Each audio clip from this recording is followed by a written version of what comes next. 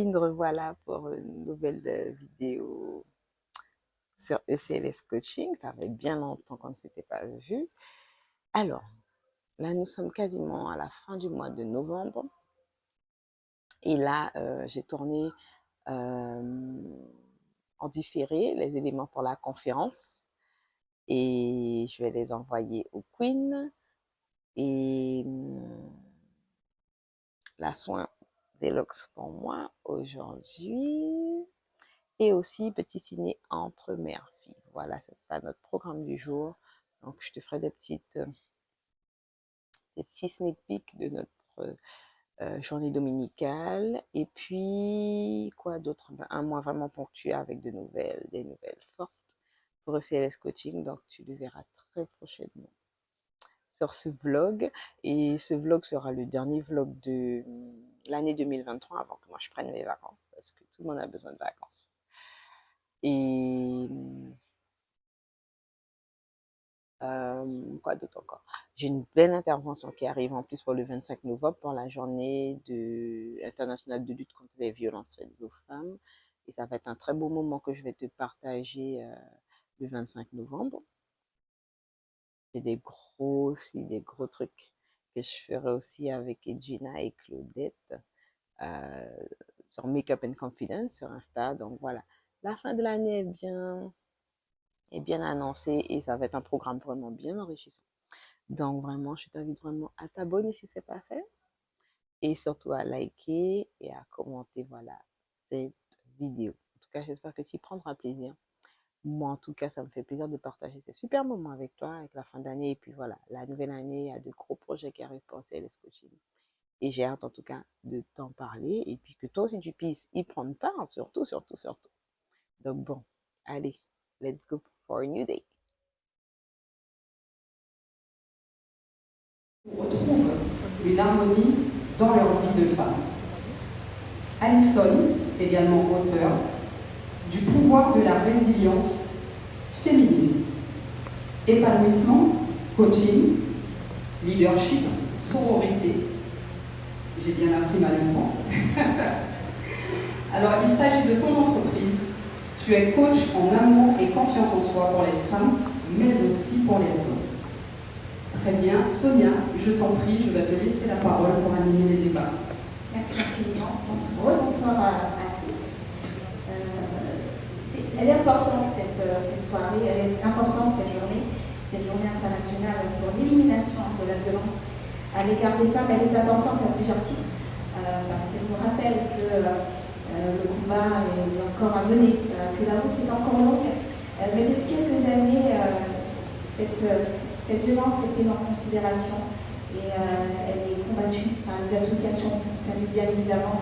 Elle est combattue par les instances aussi. De nouvelles lois apparaissent, c'est tant mieux pour contribuer à cette lutte.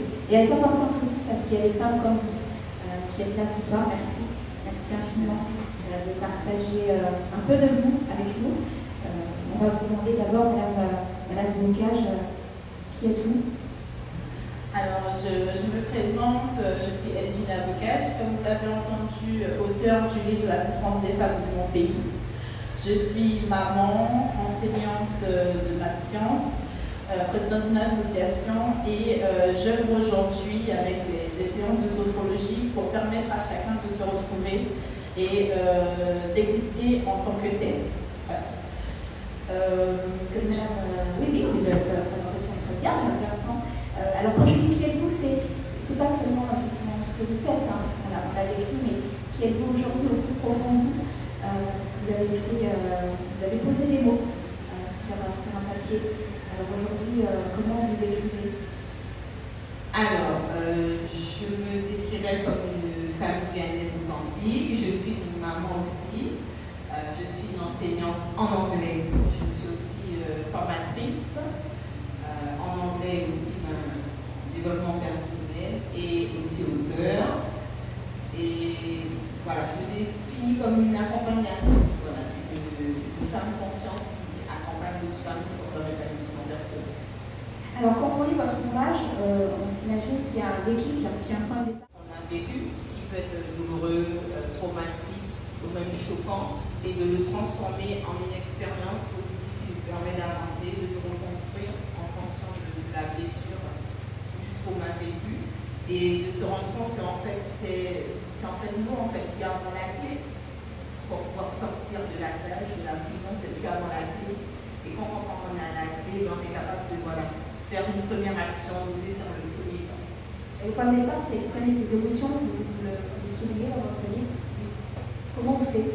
Que déjà, la femme déjà est déjà très émotionnelle comparée à l'homme, c'est très rationnel, réfléchi, c'est carré, c'est comme ça. Les hommes avaient des émotions aussi. Les hommes ont des émotions. Alors, c'est vrai que je dis beaucoup que l'homme et la femme ont les deux, l'énergie féminine et l'énergie masculine, sauf que l'homme, il exprime cette énergie-là différemment comparé à nous. Alors que nous, on est vraiment, par naissance, je dirais, beaucoup plus reliés à nos émotionnels. Et c'est vrai que dans l'éducation, on se rend compte que les femmes, on va accepter que la petite fille pleure, etc. Mais le garçon, il dira ne pleure pas. Ah oui, si tu es un homme, si tu es un garçon, il ne faut pas pleurer. Alors que ça fait partie de la construction de l'individu. Et malheureusement, des fois, vous avez des hommes qui ont du mal à exprimer leurs émotions parce que toute l'éducation a été faite de pleurs en fait. Donc vraiment, c'est une part de soi.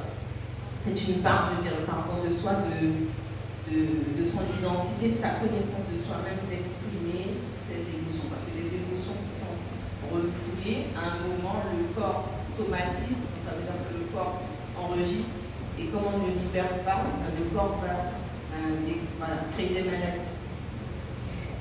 Je m'invite à un avocat parce que je pensais sur votre livre. Il est très détaillé, vraiment. Et c'est vraiment un parcours de vie. Et vous parlez de choses qui touchent tout le monde. Vous parlez de harcèlement au travail que vous avez subi.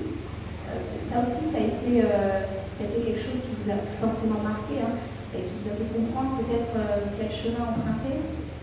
Alors, le harcèlement au travail était de ma première expérience professionnelle. Donc, vous revenez de métropole, vous revenez à la maison, au pays, et première expérience, vous vivez quelque chose de particulier. Pour vous montrer à quel point ça va très loin dans ce qui se passe pour vous, parce que Madame Vincent Alison parlait de somatisation. Moi-même, j'étais enceinte de mon fils lorsque je subissais le harcèlement au travail. Et j'avais le ventre très plat, très très plat. On voyait quasiment rien. Donc à mon employeur, je n'ai pas dit que j'étais bien plus. Et comme tu dis, la résilience c'est intrinsèque, donc c'est en soi. Et ça demande vraiment d'aller puiser en soi, d'être capable aussi d'être honnête avec soi et puis de dire ok, je sais que j'ai des faiblesses, je sais que je souffre, je suis capable d'aller au-delà de la culpabilité, du sentiment de honte, de gêne, d'aller demander de l'aide et puis de me dire je vais aller chercher ma solution en fait. Parce que si je ne trouve pas ma solution extérieure, c'est que peut-être je n'ai pas encore assez questionné comment moi je peux m'en sortir. Parce que moi tout le monde n'a pas l'appui, comme tu disais, on disait tout le monde n'a pas forcément l'appui des parents ou de proches. Et vraiment ça va vous demander d'aller chercher aussi dans la médecine chinoise et japonaise, et aussi des points d'énergie qui sont sur tout le corps. Et les points d'énergie sont aussi les organes. Donc en fonction de l'organe de cet équilibre, on est capable de pouvoir rééquilibrer aussi spirituel. Comme je dis, ça se déclenche à un certain moment. Des fois, ça viendra tard le déclenchement, il y en a d'autres, c'est tout ce déclenchement d'aller guérir ce qui fait mal, d'aller toucher ce qui fait mal. Et même si ça me fait mal, j'appuie, mais je veux que ça me fasse plus mal à un moment. Alors, juste, il y a une personne qui voudrait vous dire quelque chose, Madame Bocage, puisqu'on a parlé d'entourage est important. Et Laïa va dire quelques petits mots à sa maman. Et Laïa, tu es fière de ta maman? Oui. Qu'est-ce que tu aimerais lui dire? Que je l'aime. Oh, c'est comme ça. Et les garçons, oui, les garçons aussi. On l'aime. Oui, voilà, les garçons aussi. Voilà. Merci beaucoup. Merci. Il n'y a pas d'autres questions? Alors, je peux juste poursuivre à la question de la dame. où j'arrive à rebondir du fait qu'il y a cette résilience qui s'est quand même bien construite, bien forgée. Même si l'être humain n'est jamais totalement fini et on n'a jamais fini d'apprendre quotidiennement les événements de vie. Et vous aimez. C'est ça. Merci. Merci beaucoup. Alors, je vous invite à rester assise et je vous propose, chers invités, pendant 15 minutes, 15 petites minutes, de pouvoir échanger avec Edwina et Alison. Est-ce que vous avez des questions dans la salle? Est-ce que vous avez éventuellement un témoignage dont vous voulez nous faire part? Les invités sont à vous. Est-ce que quelqu'un souhaite s'exprimer? Oui? Non? Nous avons 3 micros, il y a des micros pour tout le monde. Ne vous inquiétez pas, Président, on va passer dans les allées. Je sens que les gens ont quelque chose à dire, je sais que vous avez peur, et c'est justement ce que défendent Alison et Edwina, c'est cette volonté qu'on a en nous de pouvoir s'exprimer et de pouvoir dire ce qu'on pense. Eh bien, on va justement tendre le micro, c'est compliqué pour certaines personnes de prendre la parole. On va juste demander comment vous avez trouvé ces deux personnes, ces deux belles personnes. Est-ce que ça fait résonance en vous? Ah, vous avez le micro devant vous, alors vous ne pouvez pas vous oublier de répondre. Vous avez au moins apprécié? Oui. Voilà. On va demander au monsieur pourquoi il est là ce soir. Bonsoir, monsieur. Bonsoir. Vous êtes en minorité.